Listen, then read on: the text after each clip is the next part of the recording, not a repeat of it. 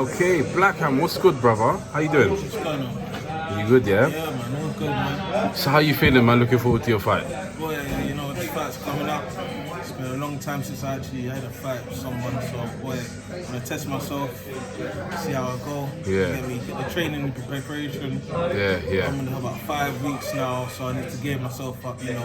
Okay, cool. Yeah. So obviously you're saying 5 weeks, which is a difference to like the 4-week plan from today because of obviously the COVID change. So you're aware that the fight will have to be moved to a week back. So we're looking at the 2nd of November now. Do you think that works in your favour, having a little bit more time? It definitely does. I mean, you know, gotta make things happen regardless. So, I mean, in the week and in the weekends, I give myself more time to prep mentally and physically, you know. Yeah. So I'm gonna be in that ring with someone.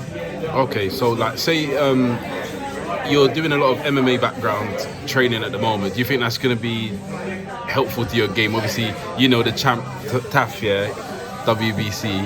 He's definitely been doing a lot of MMA background work for a long time, very long time. So do you think that's going to be helpful in like your aggression in the fight? Definitely, because I'm gonna have to use that skill, implement that in the boxing. Yeah. So use the techniques, mold it all into one. Yeah. You know, I know man's weaknesses. I can point out different things, but using the MMA skills into boxing, highlights and brings to light different aspects of the other fighter. Okay. So like in terms of speaking of weaknesses, do you know any of Taf's weaknesses? Obviously the champ. Obviously, you know, we're quite new. He hasn't had a fight himself yet in some time, under the MFC anyway, but obviously he can be vouched for people like Jesse MMA, by Jay Flames. You know, he's got some good credit behind him. Do you think there's a weakness that you can exploit from? Weakness I can exploit, I mean, at the same time, speed is there. Yeah, speed. That's something I need to do as well, speed. Yeah. Every man needs to work on their speed, so that's one area I'll be looking at. You get me? He's mentioned a lot about his stamina not being up to the scratch. Do you think that's something that you could be able to do? That are you ready for 10 2-minute rounds to deal with him? Yeah. Mentally, I'm there. Yeah. 10 rounds. I mean, even if physically after the 6th, 7th round, I don't get there. Definitely. I mean, mentally, I'll be pushing to that 10th round. It's go time. You get me? Okay, sweet. So do you have a specific game plan? Do you know what you're going to do? You just mentioned 6 rounds there. Do you have a specific game plan as to what you're trying to achieve? Definitely try to get in and get out. You know what I mean? No wasting time. You get me? You can go for that knockout. That's what it can be. Yeah. I love that. Get in and get out. It's a quick way to deal with things, to be honest. So you're looking for a knockout, basically. Is that what you're saying? Yeah, knockout. Alright, cool. So I know you got some sparring. You got some sparring with one of the champs, Jay Flames. Obviously, he's holding 3 belts at the moment. He says you got some sparring lined up with him this week coming up.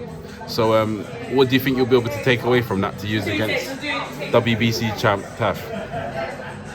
I'll be all the arm techniques, you know, the left hand, the jabs, the reach, the footwork, all of that comes into play when it comes to sparring. So, do you think it will be worthwhile getting that sparring, or do you think it would be probably better off getting sparring from other competitors in the MFC?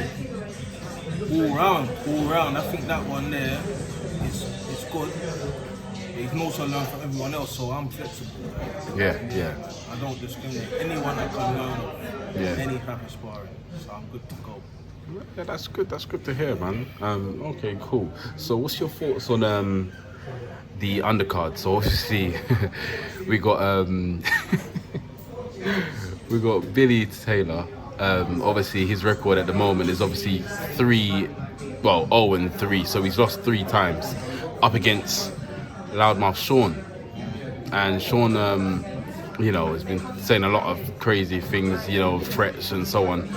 Got a press conference later on today, and I don't think they'll be turning up. Do you think they're scared of facing each other? It's been definitely a sign that someone's scared. I don't know if it's Billy or it's Sean, but someone's not adding up to the stepping up to the plate. You know what I mean? It seems like they're not answering their promoters' calls. That's the information that I've got anyway. Yeah, dodging each other. Yeah. Just like that. I mean, both of them. I was on the phone 4-way call the other day with them. It look like, you know, one must shine up from the other, so boy, it's a step up, that's all I'm saying. I want to see a good fight against them as well, you know. COVID ain't always the excuse, boy.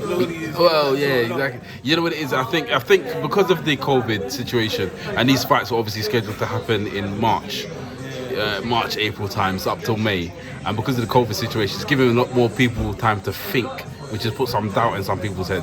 You understand? So I don't know what to say about it. Do you think that would be an interesting fight, a good fight to watch? It would be an interesting fight. Seeing that someone's lost 3 times already, you know what I mean? if they're mentally, if they're ready to come back and say, raw, I'm trying to do this, man, for the 4th time, or the other person trying to say, you know what, I'm going to regain something and come and try win one. So you in that situation, same situation as Sean, would you be scared of facing someone who has a record of 0-4, so 4 losses? No. How would you exploit someone with that kind of record? You've got to exploit them in the areas that you've got to do your background history, but I mean, you see it, every fight that you've had previously, you've got to read them like a book, take away all like aspects of that fight, every fight, and try and just work like that core part of your body to get to that fight and just win. Yeah. You can't go lose again. Oh, sorry, I just got this in. It's not actually 3. Sorry, I said 4 losses. It's actually 2 losses and 1 draw. Okay, but it's still not really the most interesting record, you know. But he's had the most fights in the MFC, and you know that alone could be enough experience to put away someone like Sean. Yeah. And it's just a tough situation. We won't really know until we see it, and I doubt we're going to be able to see it because I don't think either one of them are willing to, you know, make the step. Yeah. So back to the your fight with the champ. Have you had any hard sparring yet so far in your camp, or is it just the sparring you're looking forward to? I've had some, I'd say, amateur sparring. Yeah. But all that being said, it's been good, you know what I mean? Because it made me work on myself and see aspects of myself where I'm failing, you know? So I definitely need to up the work rate. Yeah. Seeing I'm facing the champ as well. Yeah. You know what I love about you? I love your honesty, you know, because a lot of guys will come on here and they'll brag and they'll say they can do this, say they can do that, you know, not mentioning no names. But we know, you know, they talk about all these things. And then, you know, when it comes to the fundamentals, it's going to be very difficult for them to execute, which is another reason why, you know, they might not want to turn up to certain events. You cannot gas yourself up, because when it comes to that, you in that ring, and you're looking like, bro, man sold a million dreams for what man said. Yeah. Like an idiot. You know what I mean? So we want to just say what it is. Okay, so in terms of knockouts, what are we looking at? Are we looking like a first round knockout or within 6? How are you planning that this fight? Within 6 is the aim. Still, I'm not gonna gas and say first round, but that's wild. You know what I mean? Yeah. My left arm ain't that strong. You know what I mean? So within the 6 rounds, that's what I'm trying to take. Cool. The champ's got an orthodox style, but he's also, because of MMA, a strong MMA background. He's obviously versatile, so we'll be switching up to southpaw as well. Is that something you'll be ready for? Yeah. Flexible, man. Yeah? Definitely. Good. That sounds like you're ticking all the right boxes. So do you think you'll be walking away with a belt and we're looking at a future champion right now? That's what I'm looking to do, bro. I'm looking to do that still. Wow. So are you also aware that if you do beat the champ, that obviously he's eligible for a rematch? Yeah. If he go on, sorry. I know he's more than likely to want that rematch as well, Carl. Man ain't gonna be taking on title off them lightly, you know what I'm saying? Yeah. And if he does take the rematch, and say for example it's quite a almost dead even fight, how are you gonna deal with that rematch? Come 10 times harder in the training, and I will actually take away what I think is his best attributes from that first fight. Yeah. So I know when it comes to a second, if there is a second, that boy, you ain't gonna come quickly like how you did before. You know what I mean? Yeah. Wonderful. All right, cool. Thanks, Blackam. Listen, it's been wonderful. Yeah, having you. Yeah, we'll speak to you soon. Thank you.